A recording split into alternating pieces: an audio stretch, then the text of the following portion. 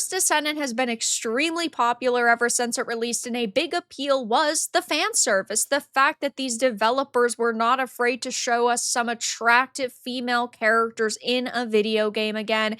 And while fans are cheering as the first Descendant has revealed the new Ultimate Freyna skin, the Concord critics have been proven right that people don't want designs made for modern audiences.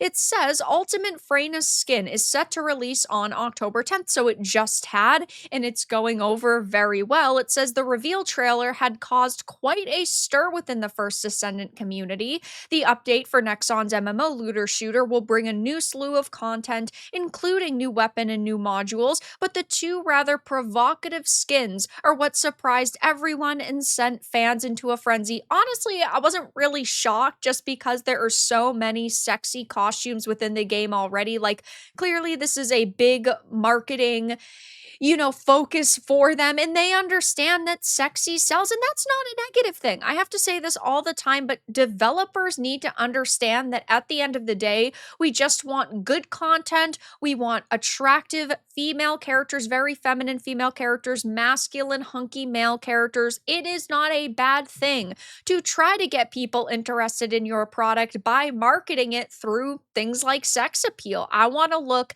at beautiful characters, and that is not a problem. So I wasn't shocked that these provocative skins were added into the game, but it did send fans into a frenzy. It says the free-to-play MMO from Korean developer Nexon launched in early July and has since built a strong player base, mostly thanks to its aggressive push towards eye-catching, provocative aesthetics. And yes, I do think that that certainly helped. My problem with the first Descendant is the way that it's monetized, because I have played quite a lot of it and I have a genuinely great time. But unfortunately, it is a Nexon game, and Nexon is a company that monetizes their products pretty poorly. They have FOMO in the shop, so they'll rotate skins, so you feel like you have to swipe your credit card so you don't miss out. They, of course, do have crafting materials in the shop. You can just buy the ultimate versions of these characters instead of having to put a lot of time into the game, and I like options. I don't necessarily mind you being able to purchase individual characters as long as you can earn them within the game, but they do take it to another level, and that's the only real problem I have with this game. Is it's genuinely fun. I love the character designs. I love the atmosphere and the aesthetics. It runs extremely well.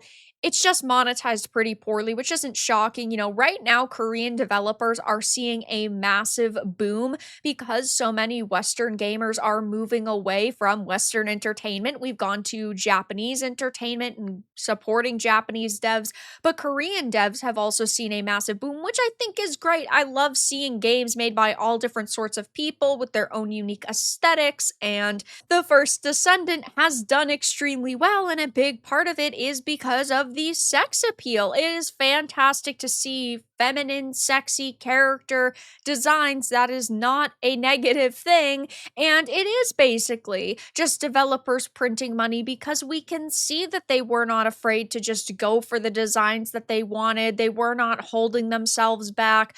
They didn't censor these outfits in any way, shape, or form, and it's similar to Stellar Blade, where we were really hyped for Stellar Blade. We were defending it, and then at the last second, we did find out that there were elements that were censored, and we'll never really know if it was just because of Sony, if, Shift Up decided to go in this different direction. We'll never know the whole truth because they have not been transparent, but in this case, it's fantastic to see a game not be censored in any way, shape, or form that's genuinely fun and has just awesome looking visuals. This is what happens when you just create a product for an audience, and that audience actually exists, because we look at games on the flip side like Concord, and they are epic failures. And yeah, character designs are not the only thing that matters in a title, but it is extremely important, the way that you can market your game and what you are offering to people.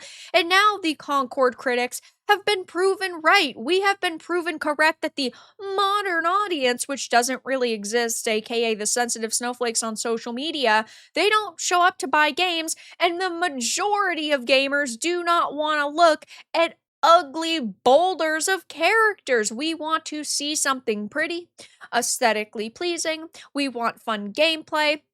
And that is the complete opposite of what we got with experiences like Concord. So I am happy to see the first Descendant doing extremely well. I am glad to see so many people talking about this game and still playing it and still enjoying it. And of course, some of the numbers have dropped, don't get me wrong.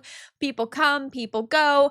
That's kind of expected, but it had a gigantic peak player count initially. This Freyna ultimate version character has, of course, brought players back in. And while I personally only have Ultimate Bunny, I am going to be keeping my eye on this because I really did love Freyna, and I think I'm going to jump back in game to obtain her and have a little bit of fun playing her. But yeah, I mean, fans are cheering as the first Descendant has continued down this massive win streak, revealing the ultimate Freyna skins, showing they're not afraid to sell sexy, and they're proving the Concord critics right again. But that's all that I had to discuss in this video. Let everyone know your thoughts in the comments below. If you enjoyed this, give it a like, and if you didn't, give it a dislike. I appreciate your support either way, but I'll talk to you all again in the next video really soon.